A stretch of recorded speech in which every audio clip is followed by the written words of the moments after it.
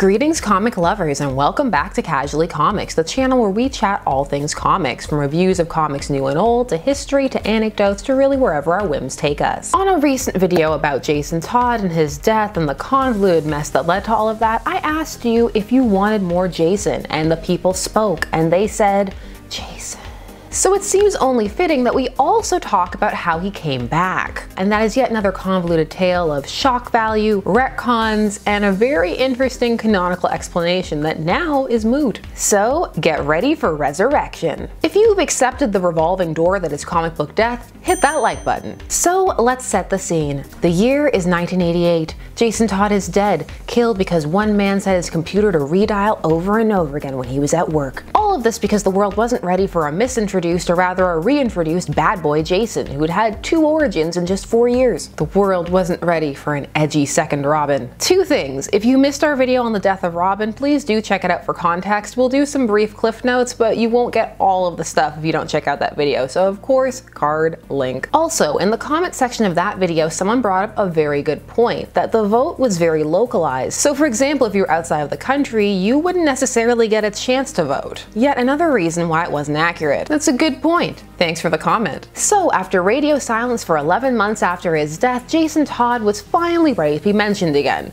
Kinda, sorta. It wouldn't happen that often. It feels more often today because you can get all of the issues collected in trades, so you don't have that same feeling of waiting. So if you were reading concurrently at the time, months or even years could pass with no mention of Jason. Yet he hung over Batman's world like a grim specter. In a way, by not talking about him, for those who knew his fate or just knew of him, it made him a bigger presence. When he was brought up, it was a source of great sadness and angst for Bruce. It was a testament to his failure as a mentor and a father. So, on that note, let's move to something cheerier and talk about how he came back. And for that, we need to talk about Batman Hush, which now has an animated adaptation, which changes the entire ending because when you're adapting things, you can do what you want. This is a pretty polarizing change. People either really like it or are very much, why? Why did you do this? It's not a meh kind of change, let's put it that way. But that is a topic for another day. Today,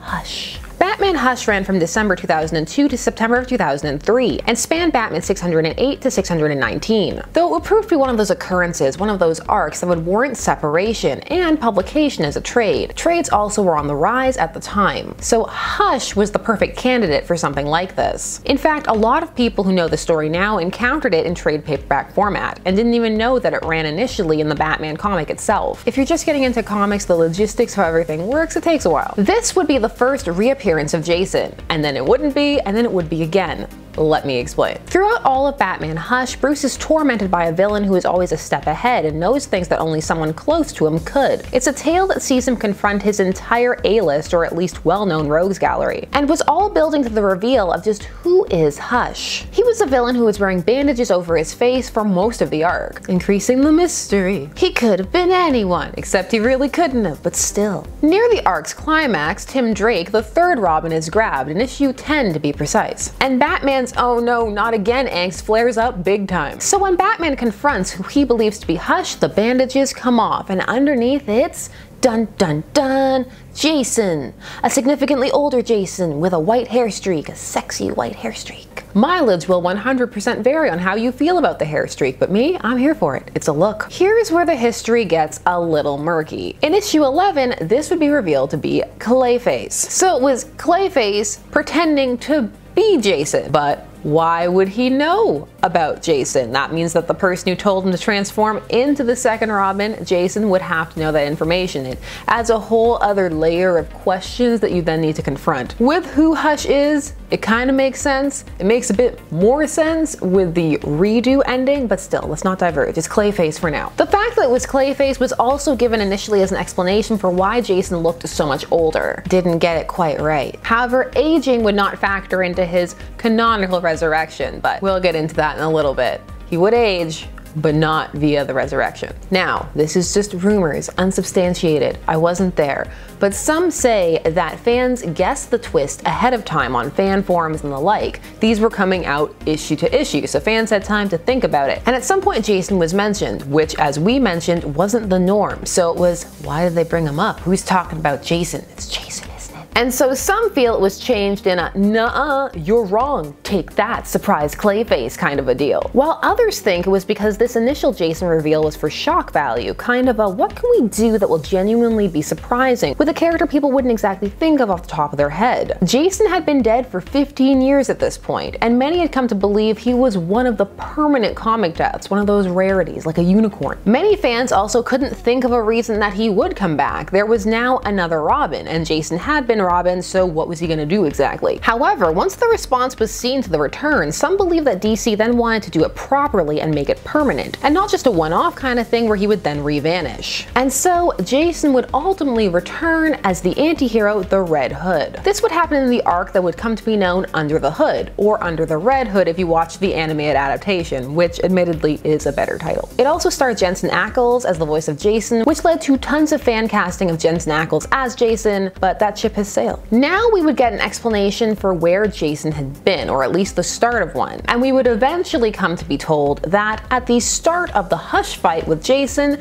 it was Jason, but then he swapped out with Clayface midway through, so that he could pull back and observe the happenings and see just exactly what Bruce was up to and where his head was at. Or in other words, he was Jason and Clayface. That way you can have your cake and eat it too. All continuity is valid and makes sense. What this also meant was that the anger and attitude established for Jason would remain intact, especially how much he disliked Tim at the start, calling him the Pretender and all that. The hair streak would get to live for a little while too. It did not make it into the new era. Sadness. If people thought Jason was angry before, woo boy, was he angry when he came back. Post-death Jason was a lot of a lot. He hated Tim, he hated Dick, he hated Bruce, especially for not killing the Joker, and he was more than a little unstable because of how he was resurrected. This arc ran from November of 2004 to February of 2006 and was compiled in issues of Batman number 635 to 641, and then 645 to 650, and then the annual number 25. There was a hiatus in there. This is my hiatus gesture apparently. That makes a hiatus seem way more exciting than it is. This story would re-establish Jason in the DC universe permanently. Though ultimately his sanity would return, he would stay a hard anti-hero up until the New 52 and then Rebirth, where a lot of his teeth would be removed. He's much more of a black sheep these days. I definitely don't think he kept his 83-person kill count, because Jason, when he came back, just killing people left and right. He actually went on a Batman-style training trip around the world so that he could learn to kill. They were paralleling him and Batman hard for a bit. He also used guns to kill, just as an extra FU to Bruce. Even though if you go all the way back to when Jason was first introduced, Bruce did train him on how to use guns. Initially, him being alive was even more heartbreaking for Bruce and the Bat family, to see them have to go up against one of their own like that. To see him so villainous, further heightening the depths of Bruce's failure. It was quite chilling, and the fact that Bruce wasn't exactly quite sure what to do with Jason played well with how he was bounced around at first. Now they still don't know quite what to do with Jason, and it plays a bit less well in the modern era, especially now that there's so much distance between his death and resurrection. It's just a fact at this point. So some are looking for a new big story arc with Jason and wondering what exactly could that be. He's already done the most. But put all that in a box for now. What's the canon reason he came back? How exactly did we get more Jason? They had decided to bring him back from a company and writer standpoint, so how exactly were they going to make that work in the comics? Well, for that, we need to look at yet another crisis. While Jason indirectly owes his death to Crisis on Infinite Earths, which would retcon his backstory and reintroduce him as an edgier, darker, smoking teen Robin that people were not here for, he directly owes his resurrection to Infinite Crisis. 1985's Crisis on Infinite Earths was about eliminating the multiverse and folding everything into one universe, and hopefully cleaning up all contradictory histories. It did not do that at all. Infinite Crisis would begin the re-establishment of the multiverse. It would reintroduce multiple characters and retcon a bunch of backstories. Again, it would also remove some new elements out of existence this time, like Hal Jordan's DUI. I felt it was really important to remove that. Infinite Crisis would also lead to an amazing year-long story event called 52, but again, put it in a box. Now we need to talk about Superboy-Prime, a key player in all of this. Initially, he was a positive and heroic character in Crisis, but he would be driven mad in Infinite Crisis. And he would be turned into a villain. Mileage varies on how much people like this. Him and a few of the other survivors of Crisis on Infinite Earths from realities outside of the the main verse were existing, chilling in a crystal palace. It was an asteroid subspace, wibbly-wobbly, timey-wimey type of deal. In there, you could play back events from your own timeline, and Superboy-Prime would do this. He came from an Earth called Earth Prime, which was very much like the mundane Earth that we inhabit. There were no superpowers, just, regular average Joes. He just happened to be a boy who was called Clark Kent, which was also the name of Superman. That is until his 15th Halloween, when Halley's Comet flew overhead and activated some kind of latent powers. He was set, or rather primed, to become his world's first superhero. And then Crisis on Infinite Earths happened, and he never got the chance, and ended up being the only survivor of that timeline. As he sits there watching this over and over and over again, he comes to feel that this is all very unfair, and he slowly goes mad. So he begins to pound on the walls of his crystal prison. However, these aren't ordinary walls, these are the walls of reality, and eventually he punches right through them. That's right, he punched the walls of reality right in the face. By punching through the walls of reality, this causes ripple effects in the main verse. One of those ripples was the resurrection of Jason Todd, who came back to life in his grave horrifically and crawled his way out, still oozing the wounds from the Joker and the crowbar, further heightening the misconception that he was beaten to death with the crowbar. Now that was the first part, then the building blew up. Really, Batman should have just found a puddle of goo, but that would have been too much. That would have been a lot of a lot. Him there cradling Jello. No, Jason, I should have gotten there in time. No one would have been ready for that. Eventually, Jason would see himself shoved into the Lazarus pits by Talia al Ghul, after he was kidnapped by Ra's when he was living on the streets, because after crawling out, he was very much in a zombie-like state. So he got taken to a hospital, then institutionalized, then he escaped and was just wandering around, wandering the Gotham streets. Ra's takes him and begins to train him. He's gonna use him in some kind of giant FU Bruce Wayne thing. But Talia felt sorry for him and so actually attempted to heal him. It was also because she was tiffing with her father and was like, oh yeah, I'll show you, shove. We would get glimpses of this in Under the Hood, but it would really be expanded upon in Red Hood Lost Days, which would give a detailed breakdown of what exactly had happened to Jason. And honestly, with his backstory, I'd be bitter too.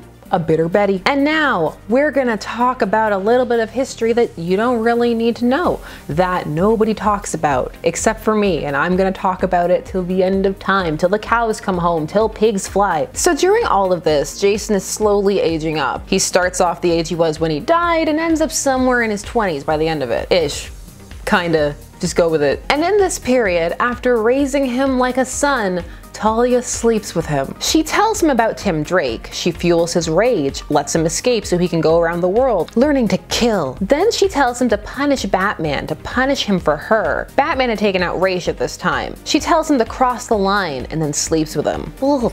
Unclean. It's a good thing this isn't canon anymore. Can you imagine how much Jason would rib Damian about this? Constantly. You know he would, even though he was the one taken advantage of. But in a way, I guess that kind of fits with Talia's backstory that they keep trying to retcon out. Let me give you a little sneak peek of that one. Damian was conceived by rape by accident because Grant Morrison didn't reread the issue that he was adapting his new take on the story from. Fun fact. They have spent years trying to retcon that detail out, but it keeps coming back. Just when you thought you were out, it pulls you back in. So the 2010 Red Hood Lost Days story would firm up exactly why Jason took on the name Red Hood and when and how he did the Clayface swap. Nowadays, Jason's death and resurrection is just par for the course every time there's a giant company-wide reboot, which has occurred twice since he was resurrected. Since the first time, there is no more wall punching involved and just Talia stealing his corpse and throwing it in the Lazarus pit. Better. So that was the return of Jason Todd. Do you think it was more or less of a mess than his death? It's messy, just like him. Are you all Todded out? Because I got more. Did you think this was a game? Thanks so much for watching Casually Comics. Please do all of the YouTube things. Like, share, comment, subscribe, and hit that bell notification so that you never miss a vid. I'm Sasha, and I'll see you again soon. Bye-bye.